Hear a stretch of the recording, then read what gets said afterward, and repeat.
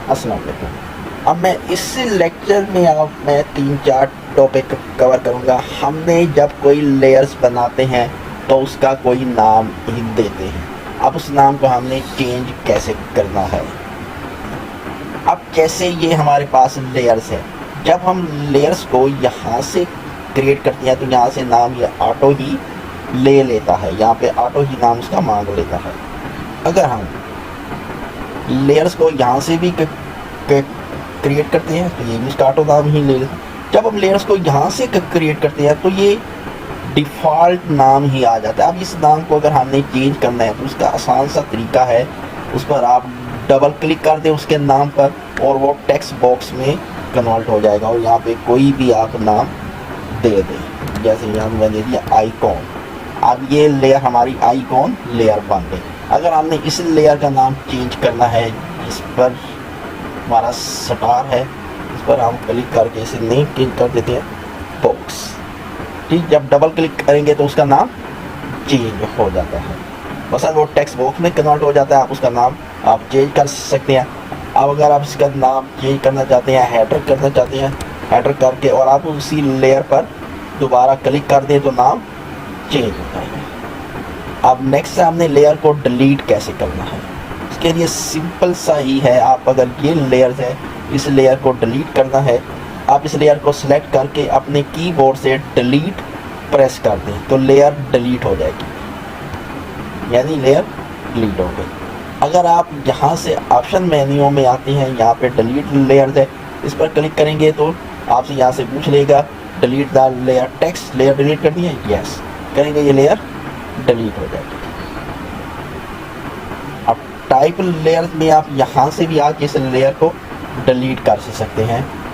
जैसे हम इस लेयर को यहाँ से अगर ये लेयर सेलेक्ट करके हम लेयर को डिलीट करेंगे, यहाँ से भी लेयर आप डिलीट कर सकते हैं।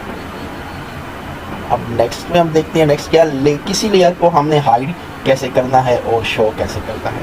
और उसका तो आप मल्टीपल लेयर्स पर काम कर रहे थे, जैसे हम इस लेयर पर काम कर रहे हैं, इस लेयर को हमने सेलेक्ट किया। अच्छा, एक बात ये भी आप ज़हन नशीं कर लें, जो लेयर आपकी सेलेक्ट होती है आप उसी लेयर पर ही काम कर रहे होते हैं। हमने इसे ये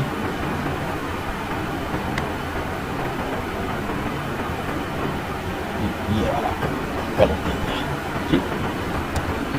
अब हमारे पास ये 3 लेयर्स हैं।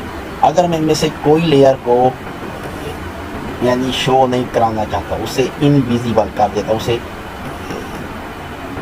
अब इनविजिबल कैसे करना है, उसे हमने हाइड कैसे करना है। सिंपली उसका तरीका है, यहाँ पे आपको आई का आइकॉन नज़र आ रहा है, ठीक है। अब उस आई के आइकॉन पर जब हम क्लिक करते हैं तो हमारी एरो हमारी लेयर इनविजिबल हो जाती है। अगर हमने इस शेप को, जो ये शेप है सर्कल है, इस सर्कल को अगर हाइड करना है, यहाँ पे क्लिक करेंगे ये सर्कल हो जाएगा हाइड। अब इसी तरह इसे अगर हमने शो करना है, उसी पर हम दोबारा क्लिक कर देंगे आइकॉन पर, वो शो हो जाएगा। इस पर हमने दोबारा क्लिक कर दिया तो ये शो हो। अब इस तरह से हम लेयर को हाइड भी कर सकते हैं, लेयर को शो भी कर सकते हैं। अगर आप मल्टीपल सील पे काम कर रहे हैं, आपको उसी तरह की एक शेप और चाहिए होती है, आप उसे डुप्लीकेट लेयर बनाना चाहते हैं। उसके लिए बहुत ही एक आसान सा तरीका है।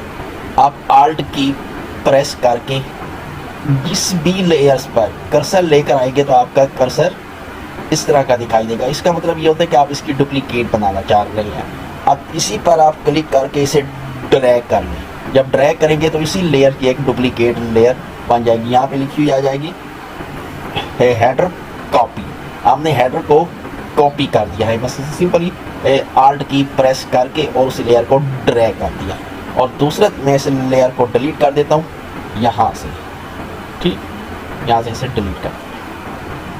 दूसरा इसका तरीका ये है कि आप किसी ऑप्शंस में आते हैं, यहाँ पे डुप्लीकेट लेयर, यहाँ पे इसे डुप्लीकेट करेंगे, यहाँ पे आपको नाम पूछेगा, यहाँ पे इसका नाम रख लेते हैं फुटर, और इस फुटर पर क्लिक करके इसे लेकर आ जाते हैं यहाँ पे फुटर में, ठीक। और तीसरा जो तरीका है, हम इस लेयर को दोबारा डिलीट कर दें।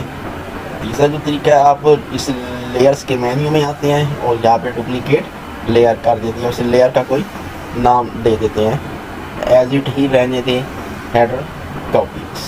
फिर उसी लेयर पर हम क्लिक करके उसे सेलेक्ट करके उसे किसी जगह पर भी उससे मूव कर सकते हैं।